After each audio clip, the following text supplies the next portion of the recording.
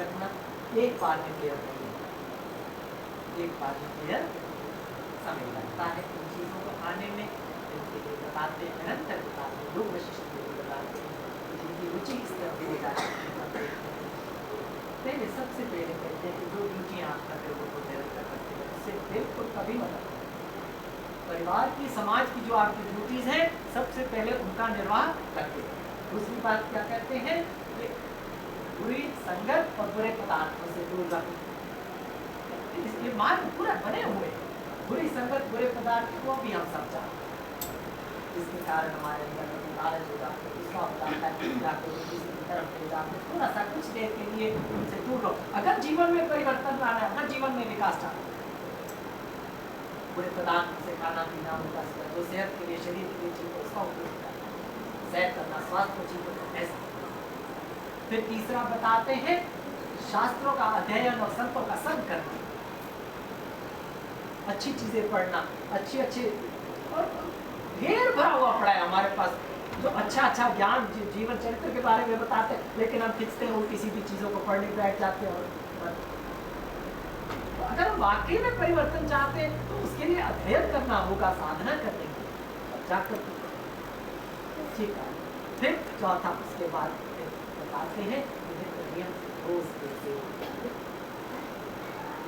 से रोज एक सेवा का मतलब क्या, कुछ एक काम ऐसा करना जिसके बदले में आपको कुछ नहीं चाहिए, प्रयास करना। हमेशा आप पाओगे कि कुछ भी हो, किसी राह चलते जाकर पकड़ा दो उसको, जा बेटा देखो मर्जी का जा, देखो क्या होगा, कर सकते हो।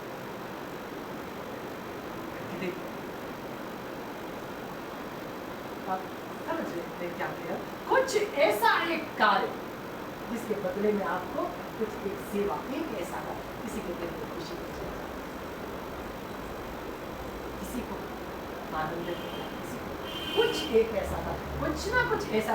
ये सब तीन चार चीजें जब हम निरंतर जीवन में उतारते रहते, इसी से जीवन में एक वैराग्य भाव, एक अभ्यास, एक एहसास हमारे जीवन में उतरता है, तो परम सत्य का फिर बोध हमें होता है। ज्ञान कहीं से आना नहीं होता, हमारे भीतर से उठता है, लेकिन कुछ ऐसी वासनाएं जिनको कहते हैं, इधर की बात पे थोड़ा सा वो ढेर लगा के ऊपर बैठ जाते।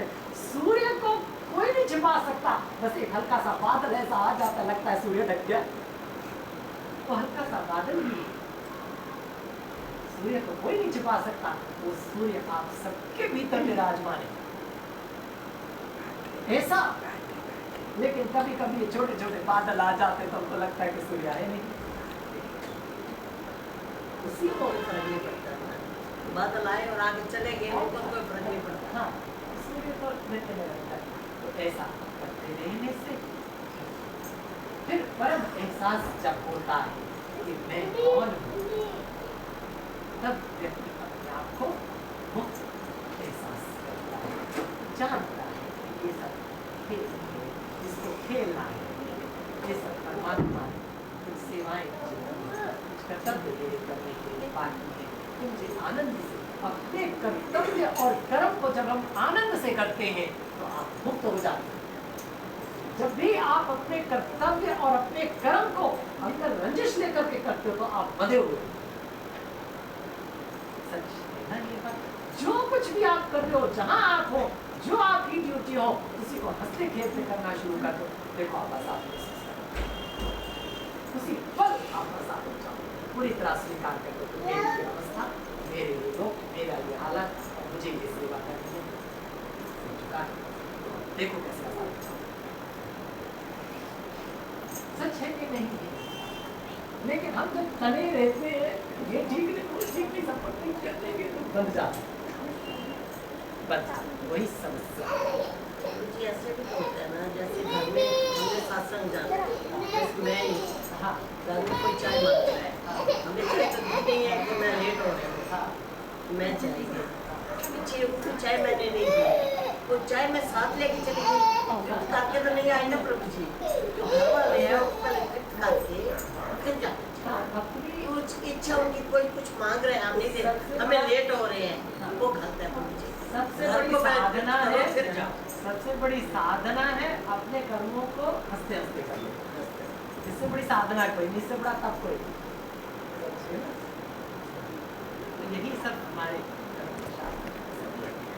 लेकिन होता नहीं। तो इसी को धीरे धीरे इस लेवल तक आने के लिए थोड़े थोड़े विचार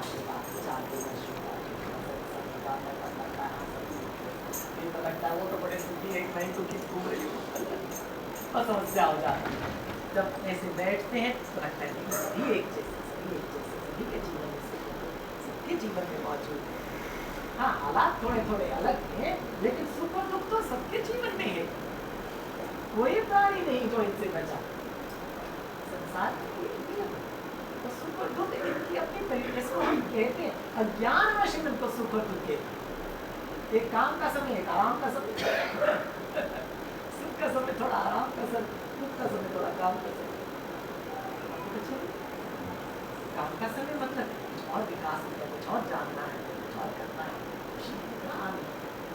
करने को मिलेगा। इसकी शान नहीं है जीवन में, दुख सुख भी ना आए तो जीवन की शान नहीं है। हाँ, जैसे समुद्र है उसमें लहरें ना आए तो समुद्र की शान नहीं है। लहरें क्या है? दुख सुख। ऐसे शरीर में दुख सुख तो उसकी शान है, वो तो आने ही आते हैं, उससे घबराना नहीं चाहिए। सत्संग करके